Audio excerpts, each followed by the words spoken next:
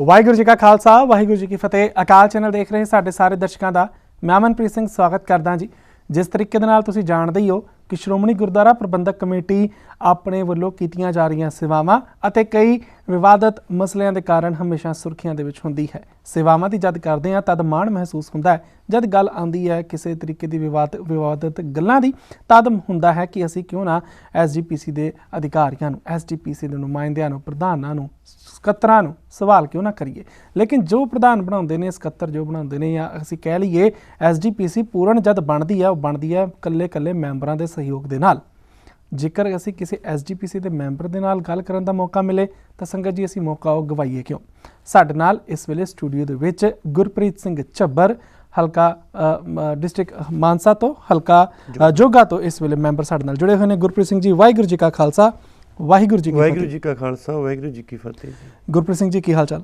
बहुत वधिया अमनप्रीत जी। सब तो पहला मैं अकाल चैनल का धन्यवाद करदा। अक्सर किते पंजाब दे विच कोई संघर्ष होवे, सिख मसला होवे, सिख कौम दी गल होवे तां पहल ते अकाल चैनल पहुँचदा उत्थे। असीं भी नौजवान होण दे नाते, धार्मिक सेवादार होण दे नाते पहुँचदे हाँ। अक्सर पत्रकारां नूं, तुहाडे सारे सेवादारां नूं मिलदे रहिंदे सी, पर अज बड़ा माण ते खुशी हुई अकाल चैनल दे हैड ऑफिस आ गए, स्टूडियो आके सारा तुहानूं गुरसिखां नूं, नौजवानां नूं वेख के ते जदों चैनल दे पत्रकारां दी दिख सोच वेखदे हाँ कौम प्रति सहरद ਤਾਂ ਅੱਜ ਇੱਥੇ ਆ ਕੇ ਬੜਾ ਸਕੂਨ ਮਿਲਿਆ, ਵਧੀਆ ਲੱਗਿਆ। ਧੰਨਵਾਦ, ਤੁਸੀਂ ਟਾਈਮ ਦਿੱਤਾ ਜੀ। ਧੰਨਵਾਦ ਜੀ, ਤੁਸੀਂ ਆਪਣਾ ਸਮਾਂ ਲੈ ਕੇ ਆਏ ਹੋ ਤੇ ਸਾਡੀ ਵੀ ਪੁਰਜ਼ੋਰ ਕੋਸ਼ਿਸ਼ ਹੈ ਕਿ ਜਿੱਥੇ ਅਸੀਂ ਅਜਿਹੀ ਸ਼ਖਸੀਅਤਾਂ ਦੇ ਨਾਲ ਗੱਲਬਾਤ ਕਰੀਏ ਤੇ ਉੱਥੇ ਜੇਕਰ ਮੌਕਾ SGPC ਦੇ ਅੰਦਰੂਨੀ ਮਸਲਿਆਂ ਦਾ, SGPC ਦੀਆਂ ਸੇਵਾਵਾਂ ਦਾ ਅਤੇ ਜੇਕਰ ਤੁਹਾਡੀ ਪਾਰਟੀ ਦੇ ਬੱਤਰੀ ਗੱਲਬਾਤ ਕਰਨ ਦਾ ਮੌਕਾ ਮਿਲੇ ਤਾਂ ਅਸੀਂ ਗੱਲਬਾਤ ਕਿਉਂ ਨਾ ਕਰੀਏ। ਅੱਜ ਕੱਲ੍ਹ ਕੀ ਹੋ ਰਿਹਾ ਗੁਰਪ੍ਰੀਤ ਸਿੰਘ ਜੀ, ਇਸ ਵੇਲੇ ਅਸੀਂ ਜਦ ਗੱਲ ਕਰਦੇ ਹਾਂ ਕਿ ਬਈ SGPC ਦੀਆਂ ਚੋਣਾਂ ਨਹੀਂ ਹੋ ਰਹੀਆਂ, ਅਸੀਂ ਗੱਲ ਕਰਦੇ ਹਾਂ SGPC ਦੇ ਉੱਤੇ ਇੱਕ ਇਕੱਲੀ ਪਾਰਟੀ ਨੇ ਕਬਜ਼ਾ ਕਰ ਲਿਆ, ਚਲੋ ਮੰਨ ਲੈਂਦੇ ਹਾਂ ਇਹ ਸਾਰੇ ਵਿਵਾਦ ਹੋਣਗੇ ਪੋਲੀਟੀਕਲੀ, ਲੇਕਿਨ ਅੱਜ ਦੇ ਸਮੇਂ ਦੇ ਵਿੱਚ ਜੋ ਪੰਜਾਬ ਦਾ ਨੌਜਵਾਨ ਜਾਂ ਵਿਦੇਸ਼ਾਂ ਦੇ ਵਿੱਚ ਬੈਠਾ ਨੌਜਵਾਨ ਦੇਖਦਾ ਕਿ SGPC ਦਾ ਬੁਨਿਆਦੀ ਢਾਂਚਾ ਕੀ ਹੈ। SGPC ਦਾ ਜੇਕਰ ਕੋਈ ਇੱਕ ਨੁਮਾਇੰਦਾ ਹੈ, SGPC ਦਾ ਕੋਈ ਇੱਕ ਮੈਂਬਰ ਹੈ, ਉਹਦੇ ਹੱਥ ਦੇ ਵਿੱਚ ਕੀ ਕੁਝ ਤਾਕਤਾਂ ਨੇ, ਉਹਦੇ ਹੱਥ ਦੇ ਵਿੱਚ SGPC ਕੀ ਕੁਝ ਸੇਵਾਵਾਂ ਸੌਂਪਦੀ ਹੈ, ਇਸ ਬਾਰੇ ਥੋੜ੍ਹਾ ਚਾਨਣਾ ਜ਼ਿਕਰ ਪਾ ਸਕੋ। वैसे सिख कौम वास्ते बड़ा साडे वडेरियां ने विलखण एक सानू बहुत वधिया प्लेटफार्म श्रोमणी गुरुद्वारा प्रबंधक कमेटी दिती है। संघर्ष करके, सहायता करके, बना के पूरे धर्मां दे विच हर एक धर्म डोनेट करदा, सेवा करदा अपने धर्म की चढ़दी कला वास्ते। पर साडे वास्ते ये बहुत वधिया विलखण एक संस्था मिली है जो असी एक रुपया डोनेट करते हैं, मत्था टेकते हैं, कौम दे लई कढदे हैं ते ਉਹਦਾ ਪ੍ਰਬੰਧ ਵੇਖਣ ਵਾਸਤੇ ਅਸੀਂ ਪਿੰਡਾਂ ਦੇ ਵਿੱਚੋਂ ਉਹ 1 ਰੁਪਿਆ ਡੋਨੇਟ ਕਰਨ ਵਾਲਾ ਚੁਣ ਕੇ ਭੇਜਦਾ ਇਨਸਾਨ। ਸਾਨੂੰ ਅਧਿਕਾਰ ਦਿੱਤਾ ਪੁਰਖਿਆਂ ਨੇ। ਸ਼੍ਰੋਮਣੀ ਗੁਰਦੁਆਰਾ ਪ੍ਰਬੰਧਕ ਕਮੇਟੀ ਦੇ ਮੈਂਬਰ ਚੁਣ ਕੇ ਜਦੋਂ ਜਾਂਦੇ ਹੈ, ਕਈ ਵਾਰੀ ਸੰਗਤਾਂ ਨੂੰ ਕੁਛ ਨੂੰ ਪਹਿਲਾਂ ਭੁਲੇਖੇ ਹੁੰਦੇ, ਮਤਲਬ ਵੀ ਖਮਣੀ ਵੀ ਇਹ ਇਕੱਲੇ ਕਮਰਿਆਂ ਵਾਸਤੇ ਜਾਂ ਕੜਾਹ ਪ੍ਰਸ਼ਾਦ ਦੇ ਜਿਵੇਂ ਗੱਲਾਂ ਪਿੰਡਾਂ 'ਚ ਕਰਦੇ ਆ। ਮੈਂ ਅਕਸਰ ਆਪਦੀ ਚੋਣ 'ਚ ਵੀ ਕਹਿੰਦਾ ਰਿਹਾ ਵੀ ਆਪਾਂ ਹਰ ਇੱਕ ਚੋਣ ਦੇ ਵਿੱਚ ਸਿਰਦਰਦੀ ਲੈਂਦੇ ਹਾਂ, ਚਾਹੇ MLA MP ਸਰਪੰਚੀ ਕੋਈ ਹੋਵੇ। ਪਰ ਸ਼੍ਰੋਮਣੀ ਗੁਰਦੁਆਰਾ ਪ੍ਰਬੰਧਕ ਕਮੇਟੀ ਦੀ ਆਪਾਂ ਮਤਲਬ ਅਗਿਆਨ ਹੋਣ ਦੇ ਬਾਵਜੂਦ ਕਰਕੇ ਆਪਾਂ ਕਹਿ ਦਿੰਦੇ ਛੱਡੋ ਜੀ ਗੁਰਦੁਆਰੇ ਦੀਆਂ ਚੋਣਾਂ। ਪਰ ਮੈਂ ਉਦੋਂ ਵੀ ਕਿਹਾ ਸੀ ਤੇ ਅੱਜ ਵੀ ਕਹਿਣਾ ਵੀ ਸਭ ਤੋਂ ਜ਼ਰੂਰੀ ਸਾਡੇ ਵਾਸਤੇ ਜੇ ਵੋਟ ਅਧਿਕਾਰ ਇਸਤੇਮਾਲ ਕਰਨੀ ਆ, ਸਭ ਤੋਂ ਪਹਿਲਾਂ ਸ਼੍ਰੋਮਣੀ ਗੁਰਦੁਆਰਾ ਪ੍ਰਬੰਧਕ ਕਮੇਟੀ ਇਲੈਕਸ਼ਨ ਚੋਣ ਦੇ ਵਿੱਚ ਸਾਨੂੰ ਸਿੱਖ ਨੂੰ ਭਾਗ ਲੈਣਾ ਚਾਹੀਦਾ ਤਾਂ ਕਿ ਸਾਡੇ ਪ੍ਰਬੰਧਾਂ ਦਾ, ਭਵਿੱਖ ਦਾ, ਸਾਡੇ ਬੱਚਿਆਂ ਦਾ, ਪਨੀਰੀ ਦਾ, ਸਾਡੇ ਕੌਮ ਦੇ ਗੁਰੂ ਧਾਮਾਂ ਦੇ ਭਵਿੱਖ ਦਾ ਸਵਾਲ ਹੈ।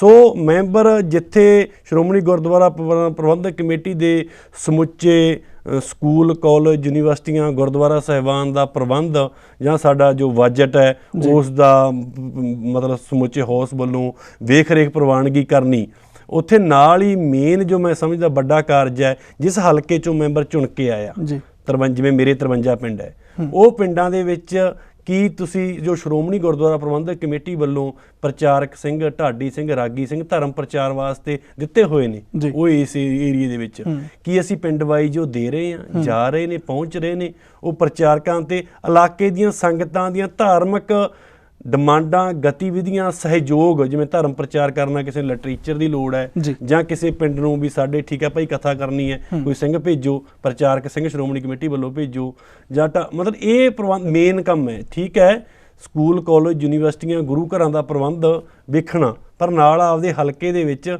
ਗਰਾਊਂਡ ਲੈਵਲ ਤੇ ਜੋ ਧਰਮ ਪ੍ਰਚਾਰ ਦਾ ਮੇਨ ਮਿਸ਼ਨ ਹੈ ਉਹ ਮੈਂਬਰ ਦਾ ਮੁੱਢਲਾ ਮੈਂ ਸਮਝਦਾ ਜੋ ਮੈਂ ਵੇਖਿਆਗਾ ਕੋਸ਼ਿਸ਼ ਮਤਲਬ ਕੀਤੀ ਹੈ। ਮੈਨੂੰ ਇਹ ਮਹਿਸੂਸ ਹੋਇਆ ਕਿ ਵੀ ਜੋ ਤੁਹਾਡੇ ਏਰੀਏ 'ਚ ਠੀਕ ਹੈ ਸੰਤ ਮਹਾਂਪੁਰਸ਼ ਜਾਂ ਹੋਰ ਕਮੇਟੀਆਂ ਸੁਸਾਇਟੀਆਂ ਸੰਪਰਦਾਵਾਂ ਪ੍ਰਚਾਰ ਕਰਦੀਆਂ ਨੇ, ਉੱਥੇ ਮੈਂਬਰ ਦਾ ਵੀ ਇੱਕ ਇਲਾਕੇ ਦੇ ਵਿੱਚ ਧਰਮ ਪ੍ਰਚਾਰ ਕਰਨ ਵਾਸਤੇ ਲੋਕ ਚੁਣਦੇ ਆ। ਜਿੱਥੇ ਸੰਸਥਾ ਦੇ ਪ੍ਰਬੰਧ ਵਾਸਤੇ ਉੱਥੇ ਧਰਮ ਪ੍ਰਚਾਰ ਜ਼ਰੂਰੀ ਨਹੀਂ ਵੀ ਮੈਂਬਰ ਆਪ ਕਰੇ, ਮੈਂਬਰ ਇਹ ਵੇਖੇ ਵੀ ਪ੍ਰਚਾਰਕ ਜੋ ਸਾਨੂੰ ਦਿੱਤਾ ਗਾ ਸੰਸਥਾ ਨੇ ਪ੍ਰਚਾਰਕ ਉਹਨਾਂ ਨੂੰ ਮਤਲਬ ਡਿਊਟੀਆਂ ਲਾ ਕੇ ਪਿੰਡਾਂ 'ਚ ਭੇਜਣਾ ਮੇਨ ਮੈਂ ਸਮਝਦਾ ਮੈਂਬਰਾਂ ਦੇ ਕਾਰਜ। ਮੈਂਬਰਾਂ ਦੀ ਤਨਖਾਹ ਹੁੰਦੀ ਹੈ? ਨਹੀਂ ਜੀ, ਮੈਂਬਰਾਂ ਦੀ ਜੋ ਸੇਵਾ ਤੌਰ ਤੇ ਚੁਣੇ ਜਾਂਦੇ ਆ, ਮੈਂਬਰਾਂ ਦੀ ਕੋਈ ਤਨਖਾਹ ਨਹੀਂ, ਕੋਈ ਭੱਤਾ ਨਹੀਂ, ਨਿਸ਼ਕਾਮ ਸੇਵਾ, 24 ਘੰਟੇ 12 ਮਹੀਨੇ 30 ਦਿਨ ਮੈਂਬਰ ਦੀ ਵਲੰਟੀਅਰ ਹੀ ਹੈ, ਕੋਈ ਛੁੱਟੀ ਨਹੀਂ। ਜੋ ਸਟਾਫ ਹੈ ਸ਼੍ਰੋਮਣੀ ਕਮੇਟੀ ਦਾ 22,000 ਮੁਲਾਜ਼ਮ ਹੈ ਜਿਹੜੇ 65-66 ਕਰੋੜ ਰੁਪਇਆ ਮਹੀਨੇ ਦੀ ਆਪਾਂ ਤਨਖਾਹ ਦਿੰਦੇ ਆ। ਉਹ ਮੁਲਾਜ਼ਮਾਂ ਦਾ ਵੀ ਟਾਈਮ ਹੈ ਇੱਕ ਸਵੇਰੇ 10 ਵਜੇ ਤੋਂ ਲੈ ਕੇ 4 ਵਜੇ ਤੱਕ ਜੋ ਦਫ਼ਤਰ ਟਾਈਮ ਹੈ ਜਾਂ ਜੋ ਰੂਟੀਨ ਹੈ, ਪਰ ਮੈਂਬਰ ਮਤਲਬ 24 ਘੰਟੇ ਵਾਸਤੇ ਸੇਵਾ ਵਾਸਤੇ ਹੀ ਚੁਣੇ ਜਾਂਦੇ ਆ ਵੀ ਤੁਸੀਂ ਸੇਵਾ ਹੀ ਕਰਨੀ ਆ, ਤੁਹਾਨੂੰ ਭਾਈ ਸਾਡਾ ਏਰੀਆ ਚੁਣਦਾ ਗਾ, ਤੁਸੀਂ ਚੰਗੇ ਹੋ, ਠੀਕ ਲੱਗੇ ਸਾਨੂੰ, ਤੁਸੀਂ ਹੁਣ ਸੇਵਾ ਕਰੋ। ਤੇ ਉਹੀ ਫਿਰ ਬੰਦਾ ਮਤਲਬ ਸੇਵਾ ਮੇਰਾ ਥੋੜਾ ਜਿਹਾ ਇਹ ਜਨੂਨੀ ਹੈ, ਮੈਂ ਨੌਜਵਾਨ ਚੁਣਿਆ, ਮੈਨੂੰ ਛੋਟੀ ਉਮਰ ਚੁਣਿਆ, ਮੇਰੀ 28 ਸਾਲ ਉਮਰ ਸੀ ਜਦੋਂ ਮੈਨੂੰ ਸੰਗਤ ਨੇ ਚੁਣਿਆ ਗਾ। ਮਤਲਬ ਉਦੋਂ ਇਹ ਸੀ ਪਾਰਟੀਬਾਜੀ ਧੜੇਬਾਜ਼ੀ ਤੋਂ ਉੱਪਰ ਉੱਠ ਕੇ ਸੰਗਤਾਂ ਨੇ ਸੇਵਾ ਦਿੱਤੀ ਇਸ ਸੰਸਥਾ ਦੀ। ਹਾਲਾਂਕਿ ਫੁਰਨਾ ਨਹੀਂ ਸੀ ਕਦੇ ਵੀ, ਮਤਲਬ ਪਿੰਡ ਦੀ ਮੈਂਬਰੀ ਬਾਰੇ ਵੀ ਨਹੀਂ ਸੋਚਿਆ ਸੀ ਹਮੇਸ਼ਾ, ਪਰ ਜਦੋਂ ਗੁਰੂ ਘਰ ਦੇ ਲੰਗਰਾਂ 'ਚ ਸੇਵਾ ਕਰਨੀ ਤੇ ਕਿਤੇ ਜੋੜੇ ਘਰ 'ਚ ਸੇਵਾ ਕਰਨੀ, ਮਤਲਬ ਕਿਤੇ ਵੀ ਸਵੀਲ ਦੀ ਗੱਲ ਆ ਜੇ ਜਾਂ ਪੰਥਕ ਇਸ਼ੂ ਕਿਤੇ ਵੀ ਗੱਲ ਹੋਵੇ, ਗੁਰਦੁਆਰਾ ਸਾਹਿਬ ਨਿਤਨੇਮ ਪਾਠ ਪੂਜਾ ਸੇਵਾ ਕਰਨੀ, ਸ਼ੌਂਕ ਹੁੰਦਾ ਸੀ ਵੀ ਗੁਰੂ ਘਰ ਦੇ ਵਿੱਚ ਮੈਕ ਦੇ ਵਿੱਚ ਨਿਤਨੇਮ ਕਰੀਏ ਸੁਬਾਹ ਸ਼ਾਮ ਸਪੀਕਰ ਦੇ ਵਿੱਚ ਤਾਂ ਕਿ ਪਿੰਡ ਵਾਲੇ ਆਵਾਜ਼ ਸੁਣਨ। ਇਹ ਨਿੱਕੀਆਂ ਨਿੱਕੀਆਂ ਗੱਲਾਂ ਹੁੰਦੀਆਂ। ਦਮਦਮਾ ਸਾਹਿਬ ਲੰਗਰ ਦੀ ਸੇਵਾ ਕਰਨ ਵਗ ਜਾਂਦੇ ਵਿਸਾਖੀ ਤੇ 8 ਤਰੀਕ ਨੂੰ ਲੰਗਰ 'ਚ ਵੜ ਜਾਂਦੇ ਤੇ 14 ਤਰੀਕ 15 ਤਰੀਕ ਆ ਜਾਂਦੀ, ਬਾਅਦ ਸੁਣਦੇ ਬੜਾ ਵਿਸਾਖੀ ਤੇ ਇਕੱਠ ਸੀ, ਪਰ ਲੰਗਰ 'ਚ ਸੇਵਾ ਕਰਦੇ ਲੰਘੇ। ਤਾਂ ਗੁਰੂ ਨੇ ਮੈਂ ਸਮਝਦਾ ਆਪ ਹੀ ਵੇਖਿਆ ਵੀ ਚੱਲ ਯਾਰ ਇੱਥੇ ਸੇਵਾ ਕਰਦੇ ਆ, ਵੱਡੀ ਸੰਸਥਾ 'ਚ ਲੈ ਕੇ ਚੱਲੀਏ, ਤਾਂ ਮੈਨੂੰ 11 ਦੇ ਵਿੱਚ ਗੁਰੂ ਨੇ ਆਪ ਹੀ ਕਿਰਪਾ ਕਰਕੇ ਚੋਣ ਲੜਾ ਕੇ ਮੈਂਬਰ ਸੇਵਾਦਾਰ ਬਣਾਇਆ। ਤੇ ਜਿਵੇਂ ਤੁਸੀਂ ਦੱਸਿਆ ਨਾ ਤਨਖਾਹ ਹੁੰਦੀ ਹੈ ਨਾ ਭੱਤੇ ਹੁੰਦੇ ਆ, ਤੁਹਾਡਾ ਆਪਣਾ ਨਿੱਜੀ ਕਾਰੋਬਾਰ ਵੀ ਹੋਏਗਾ, ਉਸ ਦੇ ਬਾਰੇ ਵੀ ਜੇਕਰ ਤੁਸੀਂ ਦੱਸ। ਬਸ ਖੇਤੀਬਾੜੀ ਜੀ, ਨਿੱਜੀ ਕਿਤੇ ਨਾ ਕਿਤੇ ਮੈਂ ਇਹ ਨਹੀਂ ਕਹਿੰਦਾ ਮੈਨੂੰ ਤਨਖਾਹ ਦਿਓ, ਜੋ ਮੈਂਬਰਾਂ ਨੂੰ ਤਨਖਾਹ, ਉਹ ਜੋ ਕੌਮ ਨੇ ਵਡੇਰਿਆਂ ਨੇ ਪਹਿਲਾਂ ਫੈਸਲਾ ਕੀਤਾ ਉਹ ਠੀਕ ਹੋਊ ਜਾਂ ਜਿਵੇਂ ਵੀ, ਪਰ ਕਿਤੇ ਨਾ ਕਿਤੇ ਸ਼੍ਰੋਮਣੀ ਗੁਰਦੁਆਰਾ ਪ੍ਰਬੰਧਕ ਕਮੇਟੀ ਕੌਮ ਦੀ ਸੰਸਥਾ, ਪਹਿਲੀ ਗੱਲ ਤਾਂ ਇਹ ਕੋਈ ਸ਼ੱਕ ਨਹੀਂ ਵੀ ਸਾਡੀ ਕੌਮ ਨਿਸ਼ਾਨੇ ਤੇ ਤਾਂ ਹੈ, ਕਿਉਂਕਿ ਛੋਟੀ ਕੌਮ ਹੈ, ਵਿਲੱਖਣ ਕੌਮ ਹੈ, ਸਿਧਾਂਤ ਸਾਡਾ ਬੜਾ ਵੱਡਾ, ਸਿਧਾਂਤ ਸਾਡਾ ਬਹੁਤ ਤਕੜਾ ਗਾ। ਬਾਬੇ ਗੁਰੂ ਨਾਨਕ ਦੇਵ ਮਹਾਰਾਜ ਨੇ 20 ਰੁਪਏ ਦਾ ਲੰਗਰ ਇਹੋ ਜਿਹਾ ਚਲਾਇਆ ਤਾਂ ਅੱਜ ਦੁਨੀਆ ਦੇ ਵਿੱਚ ਕੋਈ ਮਹਾਮਾਰੀ ਕੋਈ ਪ੍ਰੋਬਲਮ ਆਵੇ ਉਹ ਸਿਧਾਂਤ ਹੀ ਤੁਰਿਆ ਫਿਰਦਾ। ਮੈਂ ਹੁਣ ਇੱਥੇ ਇੰਗਲੈਂਡ 'ਚ ਵੇਖਿਆ 200 ਤੋਂ ਉੱਪਰ ਗੁਰੂ ਘਰ ਨੇ, ਲੰਗਰ ਚੱਲ ਰਹੇ ਆ, ਬੜੀਆਂ ਸੇਵਾਵਾਂ ਚੱਲ ਰਹੀਆਂ ਨੇ। ਉਸ ਕਰਕੇ ਸਾਡੇ ਤੇ ਸਰਕਾਰਾਂ ਦੇ ਸਟੇਟਾਂ ਦੀ ਅੱਖ ਤਾਂ ਹੁੰਦੀ ਹੈ, ਸਰਕਾਰ ਤਾਂ ਸਾਨੂੰ ਕਨੱਖੀ ਅੱਖ ਨਾਲ ਵੇਖਦੀ ਹੈ, ਸਾਡਾ ਬਾਗੀ ਖੂਨ ਸਮਝਦੀ ਹੈ, ਚਾਹੇ ਅਸੀਂ ਵਧੀਆ ਇਨਸਾਨ ਆ, ਹਰ ਇੱਕ ਦੀ ਹੈਲਪ ਕਰਨ ਵਾਲੇ ਲੋਕ ਆ, ਕੌਮ ਹੈ, ਪਰ ਕਿਤੇ ਨਾ ਕਿਤੇ ਸਰਕਾਰਾਂ ਨੂੰ ਇਹ ਲੱਗਦੀ ਹੈ ਵੀ ਇਹ ਬਾਗੀ ਲੋਕ ਨੇ, ਅਸੀਂ ਜੇ ਧੱਕਾ ਕਰਾਂਗੇ ਇਹ ਬਗਾਵਤ ਖੜੀ ਕਰਨਗੇ। ਸੋ ਇਸ ਕਰਕੇ ਸਾਡੀ ਸੰਸਥਾ ਨੂੰ ਬਦਨਾਮ ਕਰਨ ਵਾਸਤੇ ਸਾਡੇ ਵਿੱਚੋਂ ਹੀ ਬਾਹਰੋਂ ਹੀ ਜਾਂ ਮੈਥੋਂ ਲਾ ਲਓ ਜੇ ਗਲਤੀ ਹੁੰਦੀ ਹੈ ਸੰਸਥਾ ਬਦਨਾਮ ਹੁੰਦੀ ਹੈ, ਕਿਤੇ ਨਾ ਕਿਤੇ ਹੋ ਸਕਦਾ ਮੇਰੇ ਬੈਗ ਤੇ ਕੋਈ ਗਲਤ ਇਨਸਾਨ ਮੈਨੂੰ ਗਾਈਡ ਕਰ ਰਿਹਾ ਹੋਵੇ। ਇਹ ਸੰਸਥਾ ਨੂੰ ਬਦਨਾਮ ਕਰਨ ਵਾਸਤੇ ਬਹੁਤ ਪ੍ਰਚਾਰ ਹੁੰਦਾ, ਪਰ ਇਹਦੇ ਹੱਕ 'ਚ ਕਿਹਨੇ ਕਰਨਾ ਜੀ? ਮੈਂਬਰਾਂ ਨੇ। ਤੇ ਮੈਂਬਰ ਪਹਿਲਾਂ ਚੋਣ ਲੜਦੇ ਆ, 10-15 ਲੱਖ ਉਦੋਂ ਲੱਗ ਜਾਂਦਾ ਗਾ, ਕਿਉਂਕਿ ਇੰਨੇ 60-70 ਪਿੰਡਾਂ ਦੇ ਵਿੱਚ ਗੱਡੀਆਂ ਪ੍ਰਚਾਰ ਕਰਨਾ, ਲੋਕਾਂ ਤੱਕ ਗੱਲ ਰੱਖਣੀ ਵੀ ਯਾਰ ਮੈਨੂੰ ਵੋਟ ਪਾਓ ਵੀ ਮੈਂ ਵਧੀਆ ਕਾਰਜ ਕਰੂੰ, ਸੇਵਾ ਕਰੂੰ, ਉੱਥੋਂ ਖਰਚਾ, ਫਿਰ ਉਹਦਾ ਰੋਜ਼ ਜੇ ਘਰੋਂ ਨਿਕਲਾਂਗੇ 1500 ਦਾ ਤੇਲ ਹੈ ਜੀ, ਤੇ ਕੰਮ ਵੀ ਛੱਡਣਾ, ਕਿਉਂਕਿ ਘਰੋਂ ਜੇ ਕੌਮ ਦੀ ਗੱਲ ਰੱਖਣੀ ਹੈ, ਸੇਵਾ ਕਰਨੀ ਹੈ, ਤਾਂ ਘਰ ਦਾ ਕੰਮ ਛੱਡਣਾ ਪਊਗਾ ਜੀ। ਜੇ ਘਰ ਦਾ ਕੰਮ ਵੀ ਛੱਡਣਾ, ਜੇਬ 'ਚੋਂ ਤੇਲ ਵੀ ਖਰਚਣਾ, ਉਹ ਕਿਤੇ ਨਾ ਕਿਤੇ ਕੁਛ ਜਿਹੜੇ ਬੰਦੇ ਨੂੰ ਮਹਿਸੂਸ ਹੁੰਦਾ, ਜੇ ਮੈਨੂੰ ਮਹਿਸੂਸ ਹੋ ਗਿਆ ਵੀ ਯਾਰ ਘਰ ਇਜਾਜ਼ਤ ਨਹੀਂ ਦਿੰਦਾ ਵੀ ਚਲੋ ਆਪਾਂ ਮਤਲਬ, ਤਾਂ ਪ੍ਰਚਾਰ ਦੀ ਕਿਤੇ ਨਾ ਕਿਤੇ ਖੜਾਉਤਾ, ਕਿਉਂਕਿ ਜੇ ਮੈਂਬਰ ਬਾਹਰ ਨਿਕਲੂ ਮੀਡੀਆ 'ਚ ਵੀ ਜਾਊਗਾ, ਪ੍ਰੈਸ 'ਚ ਵੀ ਜਾਊਗਾ, ਐਕਟੀਵਿਟੀ ਕਰੂਗਾ, ਦੱਸੂਗਾ। ਜਿਵੇਂ ਜਿਸ ਤਰ੍ਹਾਂ ਮੈਂ ਤੁਹਾਨੂੰ ਜੇ ਤੁਸੀਂ ਕਹੋਗੇ ਆਪਦੀ ਵਡਿਆਈ ਵਾਲੇ ਪਾਸੇ ਚੱਲ ਪਿਆ, ਪਰ ਕਈ ਤੁਹਾਡਾ ਮਾਧਿਅਮ ਹੁੰਦਾ, ਪਲੇਟਫਾਰਮ ਹੁੰਦਾ ਗੱਲ ਰੱਖਣ ਦਾ। ਘਰ ਤੋਂ ਸੁਖੀ ਬੰਦਾ ਹੈ ਤਾਂ ਬਾਹਰ ਸੇਵਾ ਹੋ ਸਕਦੀ ਹੈ, ਜੇ ਘਰੋਂ ਹੀ ਤੰਗੀ ਹੈ ਤਾਂ ਬਾਹਰ ਜਾ ਕੇ ਕੀ ਕਰਨਾ। ਤੁਸੀਂ ਮੈਂ ਇੱਕ ਵੈਬਸਾਈਟ ਬਣਾਈ ਹੈ, ਜੇ ਤੁਸੀਂ ਬਾਅਦ 'ਚ ਵੇਖਿਓ, www.sgpchalkajoga.com। ਮੇਰੇ ਆਪਦੇ ਹਲਕੇ ਦੇ 53 ਪਿੰਡਾਂ ਦੇ ਵਿੱਚ ਦੀ ਬਣਾਈ ਹੈ ਮੈਂ, 53 ਪਿੰਡਾਂ ਦੀ ਲਿਸਟ ਹੈ, ਤੇ ਉੱਥੇ ਜਦੋਂ 96 ਗੁਰਦੁਆਰੇ ਆ ਮੇਰੇ ਗੁਰੂ ਹਲਕੇ ਦੇ ਵਿੱਚ 692 ਗੁਰੂ ਗ੍ਰੰਥ ਸਾਹਿਬ ਦੇ ਸਰੂਪ ਸੀਗੇ ਪੂਰੇ ਹਲਕੇ ਦੇ ਪਿੰਡਾਂ ਦੇ ਵਿੱਚ।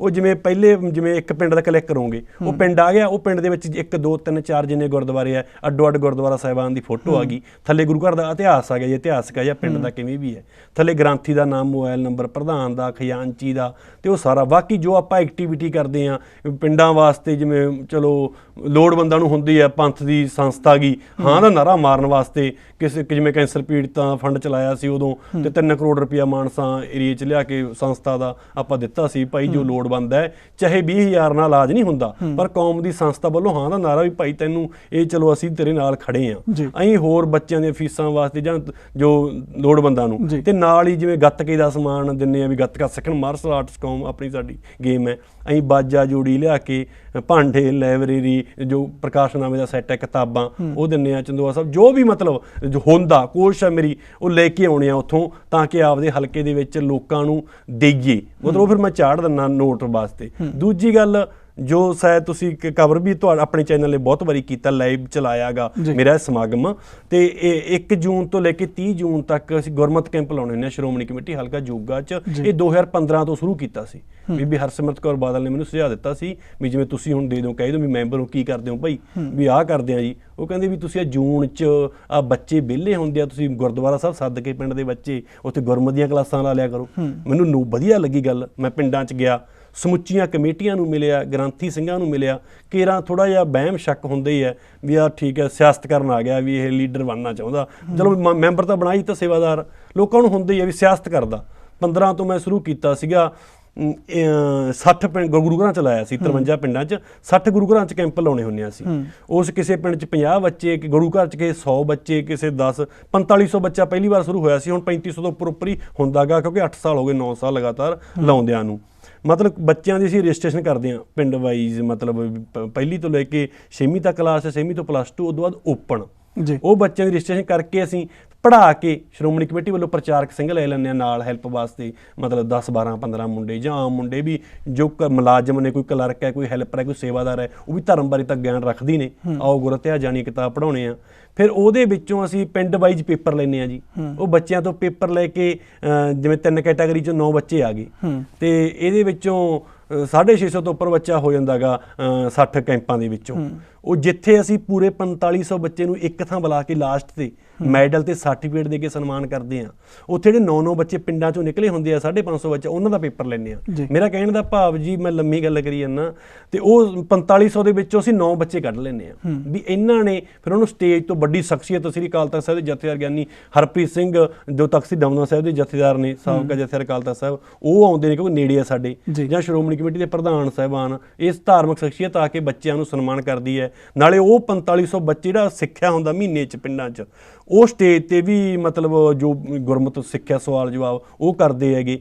ਤੇ ਉਸ ਤੋਂ ਬਾਅਦ ਮਤਲਬ ਉਹ 9 ਬੱਚੇ ਹੁੰਦੇ ਆ, ਤੇ ਨਾਲ ਹੋਰ ਗੱਤਕਾ ਵਗੈਰਾ, ਤੇ ਨਾਲ ਬੱਚਿਆਂ ਨੂੰ ਸ਼ੌਂਕ ਪੈਦਾ ਹੁੰਦਾ। ਜਦੋਂ 4500 ਬੱਚਾ ਵੇਖਦੇ ਆ 53 ਪਿੰਡਾਂ ਦਾ, ਤਾਂ ਕਿਤੇ ਨਾ ਕਿਤੇ ਅੱਜ ਉਹ ਬੱਚੇ ਜਿਹੜੇ ਅਸੀਂ ਸਿਰਫ ਐਂ ਲਾਏ ਸੀ ਵੀ ਗੁਰੂ ਘਰ ਆਉਣ ਲੱਗ ਜਾਣ, ਕਿਉਂਕਿ ਪੜ੍ਹਾਈ ਦੀ ਥੋੜ੍ਹੀ ਜਿਹੀ ਮਾਲਵੇ ਦੇ ਵਿੱਚ ਸੀ, ਬਜ਼ੁਰਗਾਂ ਨਹੀਂ ਪੜ੍ਹੇ, ਉਹਨਾਂ ਨੂੰ ਔੜ ਸੀ, ਤਾਂ ਉਹਨਾਂ ਨੇ ਵੇਖੇ ਵੀ ਅੰਗਰੇਜ਼ੀ ਕਨਵੈਂਟ ਸਕੂਲਾਂ 'ਚ ਲਾਈਏ ਬੱਚਿਆਂ ਨੂੰ। ਉਹ ਦੂਰ ਸੀ, ਕੋਈ 2 ਘੰਟੇ ਦੀ ਰਾਹ ਤੇ, 3 ਘੰਟੇ ਦੀ ਰਾਹ ਤੇ, ਬੱਚੇ ਨੂੰ ਤੜਕੇ ਸੁਨੇਹੀ ਠਾਇਆ, ਤਿਆਰ ਕੀਤਾ, ਸਕੂਲ ਭੇਜਤਾ, ਆ ਕੇ ਹੋਮਵਰਕ ਕਰ ਲਿਆ, ਫਿਰ ਟਿਊਸ਼ਨ ਭੇਜਤਾ, ਫਿਰ ਸੌਂ ਗਿਆ ਬੱਚਾ। ਗੁਰੂ ਘਰ ਜਾਂਦੇ ਨਹੀਂ ਸੀ ਬੱਚੇ।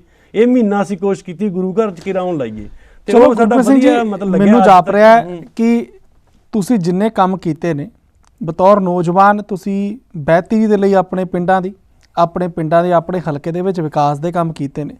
ਇਹ ਗੱਲਾਂ ਸਿਰਫ ਜੋ ਤੁਸੀਂ ਦੱਸ ਰਹੇ ਹੋ ਤੁਹਾਡੇ ਜੋਸ਼ ਦੇ ਨਾਲ ਮੈਨੂੰ ਸਮਝ ਆ ਰਹੀਆਂ ਨੇ ਕਿ ਹਾਂ ਜਿੰਨੇ ਕੰਮ ਕੀਤੇ ਨੇ ਤੁਸੀਂ, ਜੇਕਰ ਗਿਣਾਉਣ ਵਾਲੇ ਕੰਮ ਨੇ ਤਾਂ ਗਿਣਾਏ ਜਾ ਰਹੇ ਨੇ। ਕਈ ਮੈਂਬਰ ਅਜਿਹੇ ਵੀ ਅਸੀਂ ਦੇਖੇ ਨੇ ਜਿਨ੍ਹਾਂ ਨੂੰ ਆਪਣੇ ਹਲਕੇ ਦੇ ਪਿੰਡਾਂ ਦੇ ਗੁਰਦੁਆਰਿਆਂ ਦੇ ਨਾਮ ਨਹੀਂ ਪਤਾ ਹੁੰਦੇ, ਕਿੰਨੇ ਕੁ ਬੱਚੇ ਕਨਵੈਂਟ ਸਕੂਲਾਂ 'ਚ ਸਿੱਖਾਂ ਦੇ, ਕਿੰਨੇ ਕੁ ਬੱਚੇ ਸਰਕਾਰੀ ਸਕੂਲਾਂ 'ਚ ਸਿੱਖਾਂ ਦੇ ਪੜ੍ਹਦੇ ਨੇ, ਨਹੀਂ ਪਤਾ ਹੁੰਦੇ। ਸੰਗਤ ਜੀ, ਸਾਡੀ ਪੁਰਜ਼ੋਰ ਕੋਸ਼ਿਸ਼ ਹੈ ਕਿ ਜੇਕਰ ਅਸੀਂ ਕਿਸੇ ਅਜਿਹੀ ਸ਼ਖਸੀਅਤ ਦੇ ਨਾਲ ਗੱਲਬਾਤ ਕਰ ਰਹੇ ਹਾਂ, ਉਹਨਾਂ ਦੇ ਵੱਲੋਂ ਕੀਤੀ ਜਾ ਰਹੀਆਂ ਸੇਵਾਵਾਂ ਦੀ ਜਾਣਕਾਰੀ ਜਿੱਥੇ ਉਹ ਆਪ ਖੁੱਲ੍ਹ ਕੇ ਦਿੰਦੇ ਨੇ, ਬੇਬਾਕੀ ਦੇ ਨਾਲ ਦਿੰਦੇ ਨੇ, ਤਾਂ ਉੱਥੇ ਸਾਡੀ ਪੁਰਜ਼ੋਰ ਕੋਸ਼ਿਸ਼ ਇਹ ਵੀ ਹੈਗੀ ਹੈ ਕਿ ਚਲਤ ਮਸਲਿਆਂ ਦੇ ਉੱਤੇ ਵੀ ਜੇਕਰ ਅੱਜ ਦੇ ਸਿੰਘ, ਅੱਜ ਦੇ ਨੌਜਵਾਨ ਆਪਣੇ ਪੱਖ ਰੱਖ ਸਕਣ, ਤਾਂ ਕੌਮ ਦੀ ਚੜ੍ਹਦੀ ਕਲਾ ਦੇ ਵਿੱਚ ਕਿੰਨਾ ਕੁ ਅਸੀਂ ਯੋਗਦਾਨ ਪਾ ਰਹੇ ਹਾਂ, ਉਸ ਦੇ ਉੱਤੇ ਵੀ ਥੋੜ੍ਹੀ ਗੱਲ ਅਸੀਂ ਕਰ ਸਕਦੇ ਹਾਂ। ਗੁਰਪ੍ਰੀਤ ਸਿੰਘ ਜੀ, ਅਸਲ ਦੇ ਵਿੱਚ SGPC ਦਾ ਮੌਜੂਦਾ ਢਾਂਚਾ ਤੁਹਾਨੂੰ ਜਾਪਦਾ ਹੈ ਕਿ ਉਸੇ ਤਰੀਕੇ ਦਾ ਜਿਸ ਤਰੀਕੇ ਦਾ ਹੋਣਾ ਚਾਹੀਦਾ ਹੈ, ਜਾਂ ਤੁਸੀਂ ਆਪ ਬਤੌਰ ਨੌਜਵਾਨ ਕਿਤੇ ਨਾ ਕਿਤੇ ਸਮਝਦੇ ਹੋ ਕਿ ਸਿਆਸੀ ਗਲਬੇ ਦੇ ਵਿੱਚ ਆ ਚੁੱਕਾ ਹੈ ਐਸਜੀਪੀਸੀ? ਨਹੀਂ, ਮੈਂ ਇਹ ਸਮਝਦਾ ਜੀ ਜੋ ਬਣਿਆ ਸੰਵਿਧਾਨ 5 ਸਾਲ ਬਾਅਦ ਚੋਣ ਹੋਣੀ ਬਹੁਤ ਜ਼ਰੂਰੀ ਹੈ ਜੀ, ਜੋ 5 ਸਾਲ ਦਾ ਸਮਾਂ ਗਾ, ਕਿਉਂਕਿ ਲੰਮਾ ਸਮਾਂ ਪੈ ਜੇ ਕਈ ਵਾਰੀ ਪ੍ਰਬੰਧਕਾਂ 'ਚ ਵੀ ਢਿੱਲ ਆ ਸਕਦੀ ਹੈ, ਅਣਗਹਿਲੀ ਹੋ ਸਕਦੀ ਹੈ। ਤੇ ਦੂਜੀ ਗੱਲ, ਸੰਗਤ ਨੂੰ ਪਤਾ ਲੱਗਦਾ ਰਹਿੰਦਾ ਵੀ ਯਾਰ ਚੇਂਜ ਬਦਲਾ।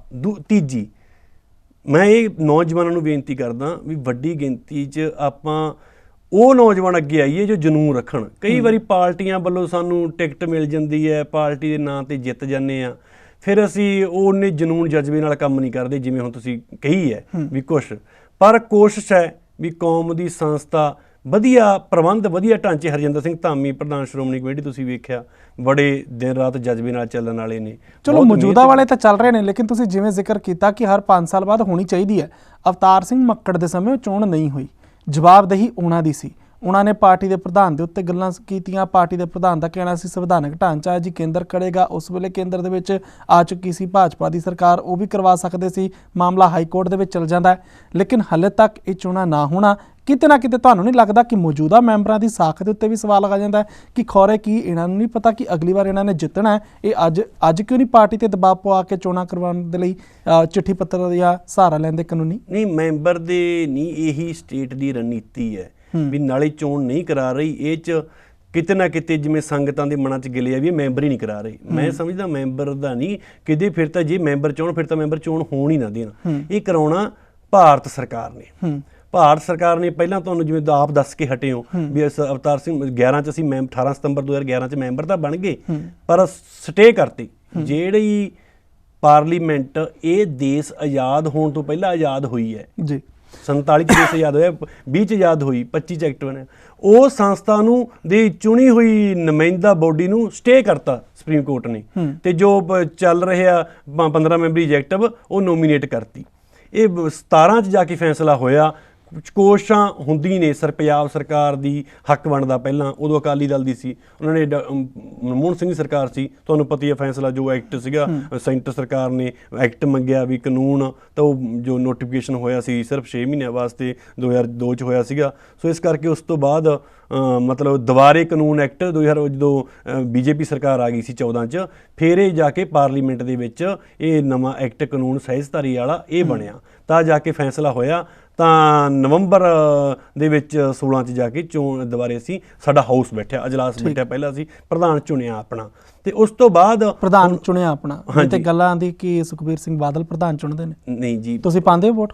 ਹਾਂਜੀ, ਵੋਟ ਪਾਉਣੀ ਆ, ਤੇ ਹਰ ਇੱਕ ਵਾਰ ਵੋਟ ਪੈਂਦੀ ਹੈ। ਇਹ ਪਹਿਲੀ ਵਾਰ ਇਹ ਇਕੱਲੀ ਕੌਮ ਦੀ ਸੰਸਥਾ ਹੀ ਹੈ ਜਿੱਥੇ ਵੋਟ ਪੈਂਦੀ ਹੈ ਆਪਦੇ ਪ੍ਰਧਾਨ। ਇਹ ਆਪਣੀ ਮਰਜ਼ੀ ਨਾਲ ਵੋਟ ਪਾਉਂਦੇ ਨਹੀਂ ਤਾਂ ਜਿਵੇਂ ਤੁਸੀਂ ਦੱਸਿਆ ਹਰਸਿਮਰਤ ਕੌਰ ਬਾਦਲ ਨੇ ਸਲਾਹ ਦਿੱਤੀ ਸੀ ਕੈਂਪ ਲਾਇਆ ਕਰੋ, ਕਿ ਸੁਖਬੀਰ ਸਿੰਘ ਬਾਦਲ ਸਲਾਹ ਦਿੰਦੇ ਨੇ ਕਿ ਇਹਨੂੰ ਵੋਟ ਪਾਇਆ ਕਰੋ। ਨਹੀਂ, ਹਰ ਇੱਕ ਪਾਰਟੀ ਦਾ ਡਿਸਪਲਿਨ ਹੁੰਦਾ ਜੀ। ਜਿਵੇਂ ਤੁਸੀਂ ਇੱਥੇ ਆਪਣਾ ਪ੍ਰਬੰਧ ਅਕਾਲ ਚੈਨਲ ਦਾ, ਇਹ ਡਿਸਪਲਿਨ ਤਾਂ ਚੱਲੂਗਾ ਹੀ ਨਾ ਜੀ। ਕੋਈ ਤਾਂ ਗਾਈਡ ਪ੍ਰਬੰਧਕ ਤੁਹਾਡਾ ਮੇਨ ਮੁਖੀ ਤਾਂ ਹੋਊਗੀ। ਅਸੀਂ ਪਾਰਟੀਆਂ ਦਾ ਡਿਸਪਲਿਨ ਹੈ। ਜਿਵੇਂ ਤੁਸੀਂ ਵੇਖਿਆ ਬੀਜੇਪੀ ਨੇ ਨਰਿੰਦਰ ਮੋਦੀ ਨੂੰ ਪ੍ਰਧਾਨ ਮੰਤਰੀ ਵਾਸਤੇ ਪ੍ਰੋਜੈਕਟ ਕੀਤਾ, ਅਸੀਂ ਖੱਟਰ ਨੂੰ ਲਿਆਂਦਾ, ਅਸੀਂ ਭਗਵੰਤ ਮਾਨ ਆਇਆ, ਹੁਣ ਭਗਵੰਤ ਮਾਨ ਲਿਫਾਫੇ 'ਚ ਥੋੜੀ ਨਿਕਲਿਆਗਾ, ਖੱਟਰ ਲਿਫਾਫੇ 'ਚ ਥੋੜੀ ਨਿਕਲਿਆਗਾ, ਮੋਦੀ ਲਿਫਾਫੇ 'ਚ ਥੋੜੀ ਨਿਕਲਿਆ।